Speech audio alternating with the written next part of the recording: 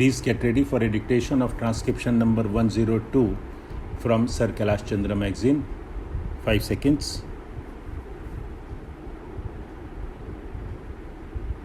Start. Madam, I rise to support the railway budget presented by Shri George Fernandes for the year 1990-91.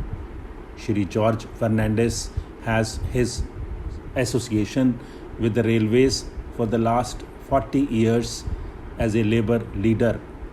As a labor leader, most of his energy was concentrated in making demands on behalf of the workers of the railways. Now he has been put in a position to look after the affairs of the railways as also the well-being of the workers who are working with the railways. Since he is at the helm of affairs, since he was a labor leader and his words carry weight with the workers, I hope under his stewardship the workers of the railways would perform better, would do their jobs better, and would see that the railways perform better. In this way, not only would the railways satisfy the people who travel, but also the functioning of the railways in general would improve. The Indian railways are the biggest network in the whole of Asia and the second largest in the world. Not only the Indian railways are big in size, but their problems are also big in proportion to their size, and the things that the people want the Indian railways to do for them are also big.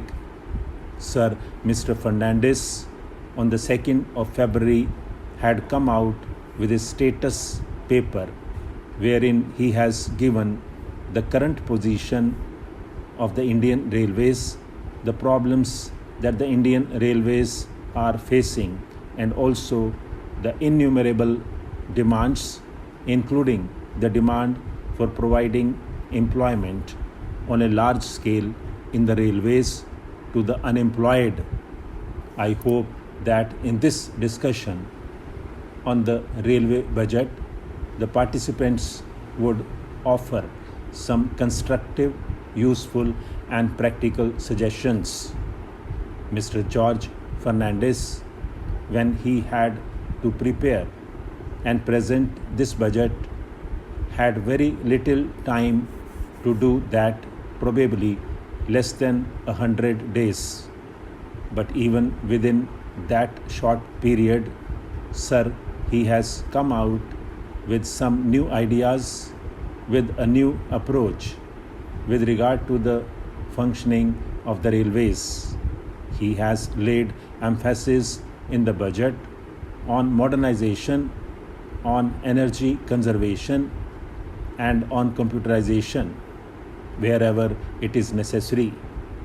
Though he has expressed his helplessness in providing more jobs to the unemployed in the railways, he has tried to generate jobs outside the railways with the help of the railways. It may relate to afforestation and things like that. He has extended the computerization of bookings from the present 4 metropolitan cities to 5 more cities, among which Bangalore is included. Whenever an air accident takes place, the compensation that is paid is very high.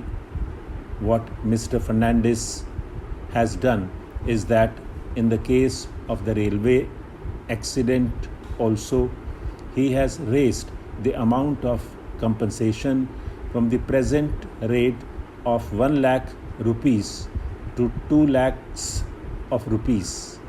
In accidents, whether it is the rail accident or air accident, the loss of life is the same, and any life lost can never be recovered.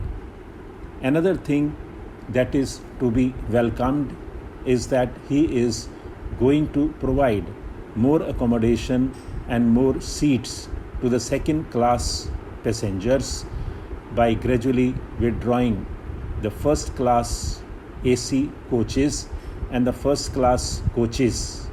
I hope while withdrawing these facilities and extending them to the second class passengers, the existing comforts and facilities of the second class would further improve. I hope in all second class carriages, cushion seats are going to be provided. Socialism is not leveling down, but socialism is leveling up. When we withdraw facilities from the higher level, the facilities for the lower level should be improved so that the traveling comforts for the lower level improve. Another innovative idea that Shri George Fernandes has thought of amidst the constraint of resources is financing the West Coast Railway line, which is popularly called the Konkan Railway line. This railway line was initiated when Professor Madhu Dandavate was the railway minister about 12 years ago. Once that government went out of power, this scheme got put into cold storage. Of course, in the last year's budget, Shri Madhav Rao Sindhia had made some provision for construction of the line from Mangalore to Udupi, but the construction work did not start.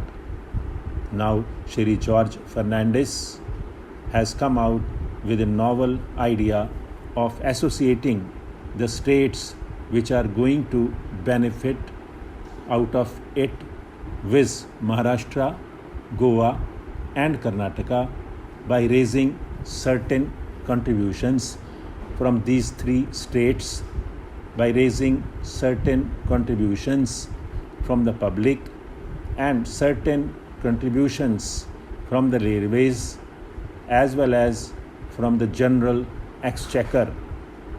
If this scheme had not been thought of and if this had not been taken up in the normal course and under the normal procedure, this railway construction would have taken 15 years to complete. Now that a new method of financing this project has been initiated, the railway minister has promised that construction of this railway line is going to be completed within 5 years.